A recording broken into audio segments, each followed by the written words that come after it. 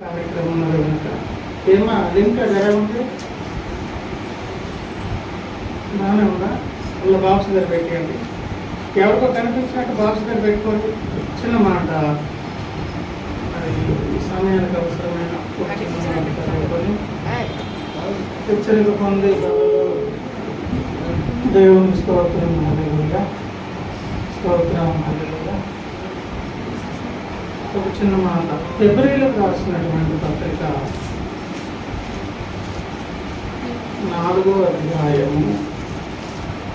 చాలాసార్లు మనం చెప్పుకునే సందేశమే మన రాజులో ఫిబ్రవరి పత్రిక 4వ అధ్యాయము 11వ వచనం. కాబట్టి దేవుని ప్రజలకు విశ్రాంతి నిలిచి ఉన్నది. ఎందుకనగా దేవుడు తన కార్యములను ముగించి విశ్రమించిన ప్రకారము ఆయన యొక్క విశ్రాంతిలో ప్రవేశించిన వాడు కూడా తన కార్యములను ముగించి విశ్రమించు. 11 కూడా చదువుతాం. కాబట్టి అవిధేయత వలన వారు పడిపోయినట్లుగా మనలో ఎవడనూ పడిపోకుండా ఆ విశ్రాంతిలో ప్రవేశించుటకు జాగ్రత్త పడుదాం. చిన్న మాట ప్రార్థన చేద్దాం. దైవ తండ్రి వందనాలు కృతజ్ఞతాస్తుతులు చెల్లిస్తున్నాం. మా సహాయం కూడా స్థుతులు ఉదయకాలకు ఆరాధన మీద అనుదృష్టించి చేరవచ్చిన నా మహములను ఈ సమయంలో ప్రభువా సహాయం కొరకు చేతులు చాపుతూ మీ బాగా దగ్గరకు వచ్చిన మమ్మల్ని జ్ఞాపకం చేసుకొని ఈ పునరుత్థాన ధర్మ కొరకు ఎదురు చూస్తున్నాం. అలాగే మాలో లోటుపాట్లు సవరించి సరి చేసుకునే దాని కొరకు పడిన స్థితి నుంచి లేవనెత్తే దేవుడుగా నీతి మంతులు 7 మార్లు పడినాము, 70 ఏళ్ళు మాకు మత్తుకు పడినాను. లేవనెత్తే దేవుడు కూడా మీ బిడ్డలేడలో మీకు ఉన్నటువంటి మహా ప్రేమకై కనికరమకై చారికై స్తుతిస్తూ ఈ సహాయంతో వచ్చిన మమ్మల్ని జ్ఞాపకం చేసుకోండి. ఈ సమయానికి అవసరమైన కొద్ది హెచ్చరిక మాటను అనుగ్రహించి గురించి జీవనంలో పాల్గొనకపోతే భాగ్యము లభించి ప్రతి విధాలకమును మాలో ఉన్న లోటుపాట్లను నిశ్చయానుభూత చేత తారద్రోజు గర్భించి మాకు అవసరమైన సహాయం పంపించిన చేస్తున్నామని ప్రార్థించి వేడుకుంటున్నాం పరమ తండ్రి. ఆమేన్. దేవుని స్తోత్రం. హల్లెలూయా. ప్రియమైన దేవుని బిడ్డలారా, దేవుని సంగమా, చదవబడినటువంటి లేఖన భాగాన్ని గమనించినట్లయితే ఈ 2 వచనాలలో దేవుని ప్రజలకు విశ్రాంతి నిలిచి ఉన్నది. దేవుని ప్రజలకు విశ్రాంతి నిలిచి ఉన్నది. నిలిచి ఉన్నటువంటి విశ్రాంతి కొరకు ప్రయాణములో ఉండగా కొద్దిమంది విశ్రాంతిలో ప్రవేశించలేదంట. 6వ వచనం కాగా ఎవరో కొందరు విశ్రాంతిలో ప్రవేశించుదరను మాట నిశ్చయము గనుకను. అంటే కొందరు ప్రవేశిస్తారంటే మరికొందరు ఏమవుతారంట? ప్రవేశించరంట. ప్రియులారా అని హెచ్చరిస్తూ 12వ వచనముకు 11కు వచ్చాకన్నారు. కాబట్టి అవిధేయత వలన వారు పడిపోయినట్లుగా అని ప్రస్తుతమైనటువంటి క్రీస్తు సంఘంలో దేవుడు మాట్లాడుతూ మన ముందున్నటువంటి ఇశ్రాయేలు జనాంగాన్ని పరిచయం చేస్తున్నారు. వారు పడిపోయినట్టుగా మనలో ఎవడనూ పడిపోకుండా విశ్రాంతిలో ప్రవేశించేటప్పుడు ఏమి పడుదాము? మనకు జాగ్రత్తను దేవుడు తెలియజేస్తూ జాగ్రత్త పడమని హెచ్చరిస్తూ, జాగ్రత్త పడాలంటే ఏం చేయాలి అంటే వారిని మన కళ్ళ ముందు పెడుతున్నారు. ఎవరి ముందు? మన ముందు. ఎవరిని? ఇశ్రాయేలు జనాంగం. మనకు తెలుసు 1 కొరింథీ పత్రిక 10:11 వచనాలు వారిని మనకు యుగాంతం అనుకున్నటువంటి మనకు బుద్ధి కలుగుట కొరకు వారి యొక్క చరిత్ర రాయబడింది. ఎంతకు వారు ఎందుకు విశ్రాంతిలో ప్రవేశించలేదంటే కారణం చెప్పారు. అవిధేయత వలన వారి పడిపోయినట్లుగా, విధేయత లేనందుచేత వారి పడిపోయారు. ఒకవేళ కారణాలు మనం వెతికినట్లయితే ప్రియులారా, కారణమును మనము వెతికినట్లయితే 95వ కీర్తనలో ఈ సంగతి ఇదే సత్యైన ఏంటిది ఎడిపెట్టినా రాలక్ష్మి లక్ష్మి 95వ కీర్తన బేసేదో నాకు పెట్టి అదేమో గాలికి తగ్గించాం.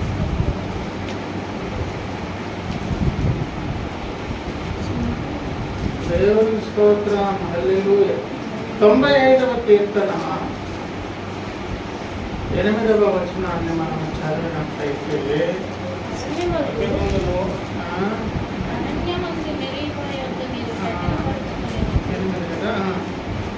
అరణ్యమందు మెరీబా యొద్ద మీరు కఠినపరచుకొనినట్లు, మస్సాదినమందు మీరు కఠినపరచుకొనినట్లు మీ హృదయములను కఠినపరచుకొనకుడి. ఇక్కడ మనకు హెబ్రీ పత్రికలో చెప్పబడినటువంటి ఇశ్రాయేలీయులను వచ్చినటువంటి సంగతి 95వ కీర్తనలో జ్ఞాపకం చేసుకుంటూ అవిధేయతకు కారణం ఇక్కడ చెబుతున్నారు. అరణ్యమందు మెరీబా యొద్ద మీరు కఠినపరచుకున్నారు, మస్సాదినమందు మీరు కఠినపరచుకున్నారు, మీరు హృదయములను అచ్చటి మీ పితరులు నన్ను పరీక్షించి శోధించి నా కార్యములు చూచి 40 ఏండ్ల కాలము ఆ తరము వారి వారు నేను విసిగి వారి హృదయమును తప్పిపోవు ప్రజలు వారు నా మార్గములు తెలుసుకొనలేదని అనుకొని 11 కావున నేను కోపించి వీరెన్నడూ నా విశ్రాంతిలో ప్రవేశింపకూడదని ప్రమాణము చేసినని ఖరాఖండిగా దేవుడు స్టేట్మెంట్. ఎన్నడూ ఎందులోనికి రావడానికి అవకాశం లేదు. అలాగే వారి కొరకు దేవుడు 40 సంవత్సరములు వారితో విసిగిపోయారంట. వాళ్ళు ఎక్కడ తప్పిపోయారంట? హృదయమున తప్పిపోయారు. ఆ కారణము చేత నా మార్గములు తెలుసుకోనలేదు అంటున్నారు. కానీ ప్రయాణం మాత్రం కనానికే. ఇశ్రాయేలు ప్రయాణం ఎటువైపు? ప్రయాణము కనానుకు వెళ్తున్నారు, హృదయంలోనే తప్పిపోయారు. ఆ తప్పిపోయినందుచేత వారికి ఏం కనిపించలేదు, దేవుని మార్గాలు. అంటే అర్థమేంటి? ఆయన ఏమి సంకల్పిస్తున్నారు, ఎలా ప్రవర్తించమంటున్నారు, ఎటువైపు వెళ్ళమంటున్నారు, ఎటువంటి నిర్ణయాలు తీసుకోవాలి. హృదయం అంటే అర్థమేంటి? అంతరంగ స్థితి బాహ్య పురుషుల్ని నడిపిస్తుంది. ఈ విశ్వముని గురించి కూడా చరిత్ర ఏంటి? కనిపించినదేదో ఈ కనిపించేదాన్ని నడిపిస్తుంది. సింపుల్ ఆన్సర్ ఏంటి? అదృశ్యుడైన దేవుడు ఎవరికి కనిపించదు, కానీ ఆయన కనుసన్నల్లోనే ఈ కనిపిస్తున్న ఈ భౌతిక ప్రాపంచకం అంతా కూడా ఏం చేస్తుంది? ఈ కదలికల మెదలికలు కదిలేదంతా కూడా ఎవరి ద్వారా? విశ్వ సృష్టికర్త, ఆయన కనిపించదు. అదే ఆర్డర్ ప్రకారంగా ప్రతిదాన్ని అలాగే దేవుడు తీసుకొచ్చారు. ఇప్పుడు ఇండివిజువల్గా మనలో మనం చూసుకున్నాం అనుకోండి, నీ మనస్సు నిన్ను నడిపిస్తుంది, నీ హృదయం నిన్ను నడిపిస్తుంది, నీ అంతరంగ స్థితి నీ నడక మీద అది రూల్ చేస్తుంది. దాని మీద ఆధారపడి మనం ప్రవర్తించాలి. ప్రయాణము కణాలకు వెళ్తుంది, కానీ హృదయంలో తప్పిపోయారు, దేవుని మార్గాలు తెలుసుకునలేదని చెబుతూ ఎక్కడెక్కడ మెరీబా యొక్క అసాధ్యం. ఇవన్నీ తెలిసిన మాటలే, కానీ ఒకసారి చూద్దాం రండి వీళ్ళారా. నిర్గమాకాండము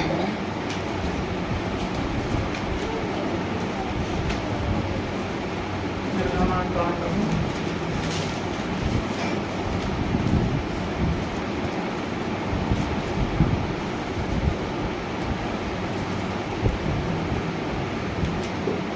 దేవుని స్తోత్రం.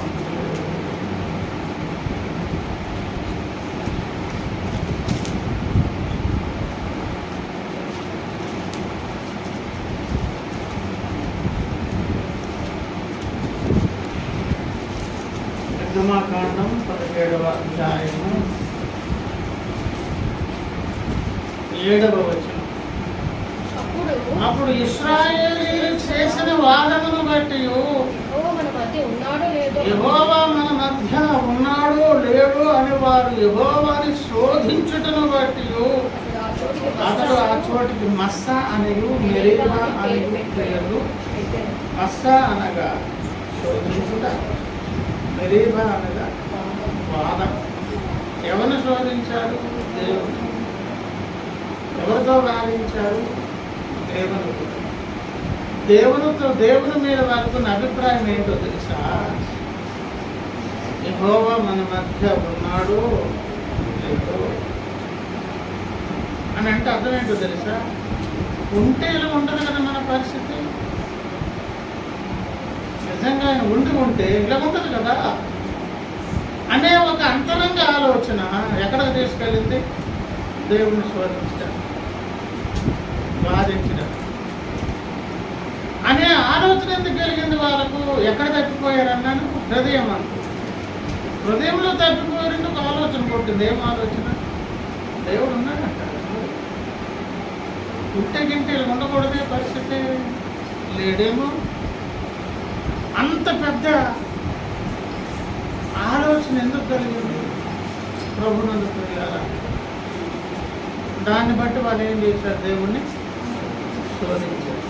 ఎవరితో గొడవ వాదం పెట్టుకోవడం అంటే గొడవ ఎవరితో పెట్టుకున్నాం? దేవుడు. కారణం ఏమిటంటే చెప్తున్నారు 17వ అధ్యాయం 1 నుంచి. తర్వాత ఇశ్రాయేలుడు సర్వసమాజం యెహోవా మాట చొప్పున ప్రయాణములలో సీమరణ్యము నుండి ప్రయాణమైపోయి రెఫీదీములో దిగి ప్రజలు తమకు త్రాగనీళ్లు నేనుండున మోషేతో వాదించుతూ త్రావుటకు మాకు నీళ్ళిమ్మని అడుగుగా, మోషే మీరు నాతో వాదించునేలా యెహోవాను శోధింపనేలా అని వారితో. అక్కడ ప్రజలు నీళ్లు లేక దప్పికొని మోషే మీద సనుగుతూ, ఇదెందుకు మమ్మల్ని మా పిల్లలను మా పశువులను దట్టు చేత చంపుటకు ఐగుప్తులో ఉండి ఇక్కడికి తీసుకుని వచ్చిందని. అప్పుడు మోషే యెహోవాకు మొదలుపెట్టుతూ, ఈ ప్రజలను నేనేమి చేయలను, కొంతసేపటికి నన్ను రాళ్లతో కొట్టు చంపుదరని. అందుకు యెహోవా, నీవు ఇశ్రాయేలీయుల పెద్దలలో కొందరిని దేశమని ఏ కర్రతోనైతే నదిని కొట్టావో ఆ కర్ర పట్టుకు వెళ్ళు, నేను చూపించే బండను కొట్టు, సమృద్ధిగా నీకు నీళ్లు ఆ బండలోంచి వస్తాయి, త్రాగి తృప్తి చెందుతారు. ఇది అక్కడ జరిగిన సిచ్యువేషన్. రెఫీదీం అనే ఒక అనుభవం దగ్గరకు వచ్చేటప్పటికి కనీస అవసరం అనేది అక్కడ తీరట్లేదు అనమాట. అది సందర్భం. కనీస అవసరం ఏంటి? ఆహారమే లేకపోతే కొన్ని దినాలు బ్రతకగలం, నీరు లేకపోతే గంటలు కూడా చచ్చిపోతాం. అందుకే సముద్ర ప్రయాణంలో నీళ్ళు లేకపోయినా, ఎడారిలో నీళ్ళు లేకపోయినా, ఎక్కడైనా నీరు లేకపోతే ప్రమాదం. నా చిన్నప్పటి కాలంలో, అంటే మేము చిన్నగా ఉండేటప్పుడు రాయలసీమ ప్రాంతానికి వెళ్ళే పరిస్థితుల్లో నీళ్ళు అట్టితే రక్తం తీసిమ్మంటే ఇస్తాం, మాకు నీళ్ళు మాకే దొరుకుతుంది నీళ్ళు అనేవారు. ఏమనేవారు? అంత ఎండాకాలం అంత ఏమి ఇచ్చేస్తారంట, కావాలంటే కన్నం పెట్టి రక్తం తీసుకోవాలి. ఎందుకంటే ఈ ట్రైబుల్ ఇంటీరియర్ ప్లేసెస్లో సౌత్ ఆఫ్రికా వైపు అటు బ్రతుకున్నటువంటి పశువులకి మెడ దగ్గర ఇలా కన్నం పెట్టి బాటిల్ పెట్టి కాలుతారు. ఇలా కారుకొస్తుంది, కన్నం పెట్టి కారుకోవడం ఏమండి, డైరెక్ట్గా రక్తం తాగేస్తారు. ఒక్కొక్క రకమైన అలవాట్లు. కనుక ఇప్పుడు ఇలా కనీస అవసరం ఏంటది? అప్పుడు ఒక అనుమానం వచ్చింది. ఏమనుమానం? దేవుడు ఉన్నాడా ఉంటే తింటే నీళ్ళు మేము బిర్యానీ కట్టేమా, లేకపోతే ఏం కావాలి? డబ్బు చేత అల్లలాడిపోతున్నారు. నీళ్లు దొరకట్లేదు. ఈ మోషే మమ్మల్ని ఎందుకు తీసుకొచ్చాడు ఇక్కడకు? మమ్మల్ని మా పిల్లల్ని పశువులు చంపేయడానికి తీసుకొచ్చాడు. మోషే గారికి అర్థమవుతుంది, మాకు కొంచెం టైం దాటితే వీళ్ళు గ్యారెట్ రాలేకపోతే చంపేస్తారు. వీళ్ళకి కలిగి వస్తే భజన ఒకలాగా ఉంటుంది, కోపం వస్తే రివర్స్ అయ్యేది అట్లే ఉంటుంది. ఎందుకు నేను చెప్పేది ఏంటో తెలుసా? ఇశ్రాయేలీయుల ప్రజలు దేవుని వైపు నడుస్తున్నారు కానీ హృదయము సరిలేదు, మార్గాలు తెలుసుకోలేదు అంటున్నారు. పై చూపులకు చూస్తే కనీస అవసరాలు చేరినట్లుగా ఉన్నది. అలాంటి పరిస్థితి దేవుడు అప్పుడప్పుడు దేవుని సంఘానికి, దేవుని ప్రజలకు కావాలనే కలిగిస్తున్నాడు. మనం ఒక మెచ్యూర్డ్ సంఘాలు, ప్రత్యక్షత కలిగిన సంఘాలు ఉన్నామని చెప్పుకోడుగా ప్రవర్తించి చూపించాలి. ఇది మనకు రుజువు. ఈ సందర్భం ఎందుకో తెలుసా? 17వ అధ్యాయం 8 చూడండి. తర్వాత అమాలేకీయులు వచ్చి రఫీదీములో ఇశ్రాయేలీయులతో యుద్ధం చేయగా, ఏ తర్వాత ఈ సిచ్యువేషన్, ఈ సినారియో అయిన తర్వాత ఈ యుద్ధం కూడా ఎట్లాంటిదో తెలుసా? 16 చూడండి. అమాలేకీయులు తమ చేతిని యెహోవా సింహాసనమునకు విరోధముగా ఎత్తిరి గనక, అమాలేకీయులు అనబడినటువంటి ఒక స్థితి ఉంటుంది. అమాలేకీయులని ఒక వంశం ఉన్నది, ఒక జనాంగం ఉన్నది భూమి మీద. అలాంటి ఒక ప్రమాదకరమైన పరిస్థితి ఒకటి ఉన్నదండి. అది డైరెక్ట్గా ఎవరికి వ్యతిరేకంగా చేయెత్తింది? యెహోవాకు వ్యతిరేకముగా. యెహోవా సింహాసనములకు అంటే అర్థం ఏంటి? సింహాసనం మీద దృష్టి పెట్టి నాకు కావాలి, నీది న్యాయమైన పరిపాలన కాదు, నేనేది ఇట్లుండేది కాదు, అట్లుండేది అని ఒక చీకటి, ఒక జనాంగం ఉన్నది భూమి మీద అక్షరార్థంగా. అది ఎలాంటిదో అక్కడ చెప్తారు చూడండి. ఏమనంటే, యెహోవాకు అమాలేకీయులతో తరతరములకు యుద్ధం అని. తరతరములకు మానకుండా కంటిన్యూ అయ్యే ఒక యుద్ధం ఒకటి ఉన్నది. అది ఎవరితోనండి? అమాలేకీయులు అనే ఒక జనాంగం ఉన్నది, అనే ఒక స్థితి కూడా దేవుని సంఘంలో ఉన్నది. అది తరతరాలు అంటే ఈ తరం నుంచి నెక్స్ట్ తరానికి వెళ్ళాలంటే తరమంతటితో ఏం చేస్తుంది? ఇది యుద్ధము. మన బ్రతుకు కాలం అంతా దేవునికి విరుద్ధంగా పోరాడే ఒక పరిస్థితి ఉన్నది. ఆ స్థితి పేరేంటో? వారితో యుద్ధం అనేది దేవుని సంఘానికి ఉన్నది, నీకు నాకున్నది. అలాంటి ఒక ప్రత్యేకమైనటువంటి మెట్టెక్కించే ముందు ఇలా పరీక్షించడం జరుగుతుంది. మీకు ఎగ్జాంపుల్ చెప్తాను. యుగాంతం నేను రాయడం అంత ఈజీగా రాయలేదు నాయన అని అంటూ దాని ముందు ఎటువంటి సిచ్యువేషన్ చెప్పాడు. అది రాసేటప్పుడు కదా ఆ కాలు కొండ అదేం పడిపోయింది, 70 అదేమో లేచిపోయింది. ఈయనే మామూలు కూర్చొని కాలు చెప్పుకొని రాయదు. ఎలా రాస్తారు? మోకాలు, నిలువు మోకాలు వేసి రాయి. నిలువు మోకాలు ఏంటంటే బొట్ట వేలు ఆంచడానికి లేదు, రెండో కాలు మీద ఆ కాలు పెట్టి రాయాలి. ఇప్పుడు ఏ పని కొరకు కొనుక్కున్నాడు? అది ఎవరు తప్పని? ఒకళ్ళు ఈ మేనేజర్ అనుకోండి, ఆ పని ఎవరు చేయించుకోవాలి? ఎవరి పని మనం మూగడిగామనుకోండి, మనకి ఇష్టం లేక ఆపేసామనుకోండి, ఆ పని ఎవరిది? ఆ యజమానిది. ఆయన చేయించుకుంటాడు, చేసుకోవడం అన్ని రీజన్స్ తీయొచ్చు. అక్కడ రీజన్స్ నుంచి నేనేం చేశాడు? ఆ అనానుకూల పరిస్థితుల్లో అయినా మోకరించి రాయడానికి. అలాగే ఏ బుక్ రాసిన, ఏ క్రొత్త మెట్టెక్కిన, ఇప్పుడు క్యాన్సర్ అనే ఒక పరిస్థితి ఇంకో మెట్టెక్కించింది సత్య పరిస్థితి. భక్తులు ఒక ఉన్నతమైన మెట్టెక్కించే ముందు ఇలాంటి సినారియో ఉంటుంది. ఏంటది? కనీస అవసరాలు కూడా అదేంటంటే ఉన్నది దేవుడు వదిలేసాడు. ఇదేంటబ్బా న్యాయంగా కనిపించేటట్ల పరిస్థితి ఉంటుంది. కానీ వెంటనే గమనించాలి. ఇశ్రాయేలుకి ఏం గమనించాలి తెలుసా?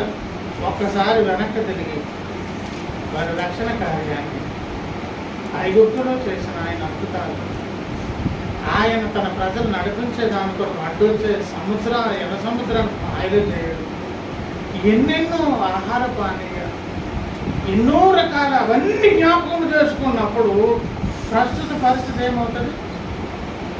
గతాన్ని దుష్టుడు మరిపింపజేసి ప్రస్తుతాన్ని భూతద్దంలో పెట్టి చూపించి దేవుడు చేయదలుచుకున్నటువంటి కార్యం ఆయన మార్గాలు చూడనివ్వకుండా ఈ అవిధేయతను సాధనగా దుష్టుడు వాడు. కనుక ఈ మస్త, ఈ మెరేభ లేకపోతే ఈ వాదము, ఈ శోషించుట, ఇవేమో పాపాల్లా కనిపించవు. అది అసలు పెద్ద ఏదో పీకలు కోసినప్పుడు ఏదో బ్యాంక్ రాబరీ లాగా ఉండవు. ఒక ఎమోషనల్, ఒక భావోద్రేక సంబంధం, దానికి న్యాయమైన కారణం కూడా అక్కడ. కానీ అటువంటి సిచ్యువేషన్ అనేది ఒక భక్తునికి ఎప్పుడైనా వస్తే నువ్వు వెంటనే అనుకోవాలి, ఈ శోధన తర్వాత నన్నేదో ఒక ఉన్నతమైన మెట్టు, ఇది గెలిస్తేనే నువ్వు అమాలేకులతో యుద్ధం చేయగలవు. ఇంకొక విషయం ఏంటో తెలుసా? రెఫూదీము మొదలుకొని వాళ్ళ బ్రతుకు కాలం అంతా యుద్ధమే చేస్తుంటారు. దేవుని స్తోత్రం, వాళ్ళు అలా యుద్ధం చేస్తున్నారు అని వారి తాలూకు సిచ్యువేషన్ ఇక్కడ జ్ఞాపకం చేసి ఇప్పుడు దేవుని ప్రజలతో మొదలన్న ద్వారా మాట్లాడుతున్నారు. ఏమని మాట్లాడారు? ఇప్పుడు మళ్ళీ అక్కడ కొడతాం 4వ అధ్యాయం హెబ్రీ పత్రిక. ఎందుకనగా 11 కదా. కాబట్టి అవిధేయత వలన వారు పడిపోయినట్లుగా మనలో ఎవడను పడిపోకుండా, అంటే ఈ ప్రమాదం ఇప్పటికీ ఎలా పడిపోయడానికి ఏం కారణం? అవిధేయత.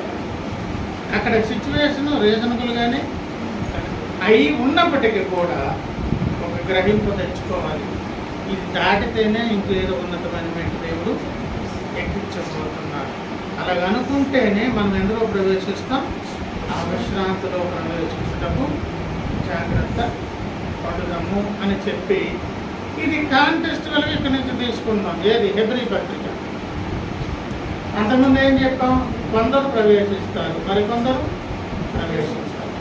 ప్రవేశించేవారు దేని బట్టి? విధేయతను బట్టి. ప్రవేశింపని వారు అవిధేయతను బట్టి అని కన్క్లూజన్ ఇస్తూ, మరి జాగ్రత్త పడేవారు ఏం చేయాలి? ఆ జాగ్రత్త పడే దాని కొరకు అక్కడ కాంటెస్టువల్గా కొన్ని పెట్టారు 12 నుంచి. ఎందుకనగా దేవుని వాక్యము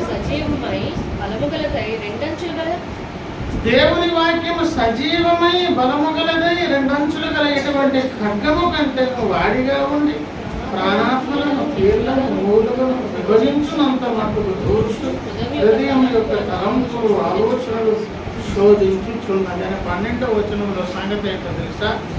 వాక్యమును గురించి చెప్తారు. అంటే జాగ్రత్త పడేవారికి దేవుడిచ్చే సహాయకరమైన సాధన పేరేంటి? వాక్యము. దేవుని స్తోత్రం. ఏం చేస్తుంది? శోధించి నీలో ఉన్న సంగతి నీకు చూపిస్తుంది. దేవుని స్తోత్రం. అది ఎక్కడెక్కడ చూపుతుంది? హృదయంలోనికి, కీళ్ళలోనికి, మూలుగుల్లోనికి. అంటే వాక్యము అనేది ఏం చేస్తుంది? దీన్ని జాగ్రత్త పరుస్తుంది. రెండవ విషయం 13. మరియు ఆయన దృష్టికి కనబడని సృష్టిని ఏదీ లేదు. మనం ఎవరికి లెక్క ఒప్పగే చెప్పవలసి ఉన్నది ఆ దేవుని కానులకు సమస్తమును మరుగులేక తేటగా. రెండవ విషయం ఏంటి? వాక్యము ద్వారా హెచ్చరిక చేస్తూ, నీకు ఇప్పుడు తెలిసిందా? ఆయన కన్నులకి ఇది ఎప్పుడో, అంటే అన్నీ తెలిసిన దేవుని ముందుకు వచ్చావు, వచ్చిన తర్వాత నీ సంగతి ఆయన చూపించారు. ఇవన్నీ దేని కొరకన్నాను? జాగ్రత్త పడేదాని కొరకు వాక్యం సాయం చేస్తుంది. రెండవది ఎవరు? యేసయ్య. ఈ వాక్యం నువ్వు తెలుసుకున్న తర్వాత ఇప్పుడు నీకు తెలిసింది. ఈ సంగతి ముందే ఎవరికి తెలుసు? దేవుడికి తెలుసు అని చెప్పి 14. ఆకాశ మండలము గుండా వెళ్ళిన దేవుని కుమారుడు యేసు అని గొప్ప ప్రధాన యాజకుడు అన్నాడు. కాదు, మనకు ఉన్నారు. అంటే ఎవరైతే అన్ని ఎరిగి ఉన్న దేవుడు ఏ దేవుడైతే వాక్యరూపుగా మన సంగతి చెప్పారో ఆయన మనకు ప్రధాన యాజకుడు కూడా. అదే స్తోత్రం. ఎలాంటి ప్రధాన యాజకుడు? గొప్ప అంటే అర్థమైంది. అంతకంటే గొప్ప ఆయన లేరు. ఆ గొప్ప ప్రధాన యాజకుడు ఎందుకు? సంధి చేసేదానికి, సమాధానపరిచేదానికి. ఇవన్నీ ఏమన్నాను? మనలను జాగ్రత్త పరిచేదానికి. అంటే ఇప్పుడు ఇశ్రాయేలీయులు జాగ్రత్త పడితే వాక్యానికి అన్నీ ఎరిగిన దేవుడు తెలుసు కదా, ఎందుకు నీళ్ళు ఇవ్వలేదు, సర్లే అనే మైండ్ రావాలంట. మూడవది ఏంటి? ఆయన వత్తాసు తీసుకున్నాడు. ఎవరిని? నిన్ను నన్ను పరమ కణాలకు తీసుకెళ్ళాలనుకున్నారు. వాళ్ళేమో కణాలకు నడిపించారు. బాధ్యత ఎవరు తీసుకున్నారు?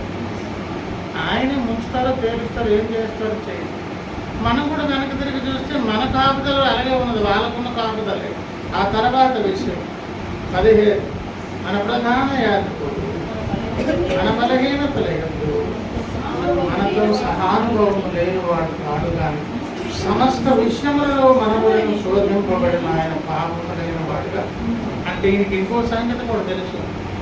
ఇలాంటి బలహీనలు ఎందుకు ఆయన వత్తాసు మనకి హక్కుని చేర్చుకుంటున్నాడంటే, ఒకసారి ఆ సిచ్యువేషన్లోకి వచ్చి చూశారు. అమ్మో, ఇంత సమస్య ఉంటుందా మనుషులకి, వీళ్ళకి ఇన్ని రకాల శోధనలా, ఈ ఆఖరికి ఇలాంటి బాధ, యవన కాలం ఎటువంటి సమస్యలా, ఇంతింత సమస్యలా అని ఎవరు సెల్ఫ్గా టేస్ట్ చేసి చూశారు. అప్పుడు అర్థం చేసుకున్నారు, ఆల్రెడీ వీళ్ళు పతనం అయ్యారు. ఏమున్నది?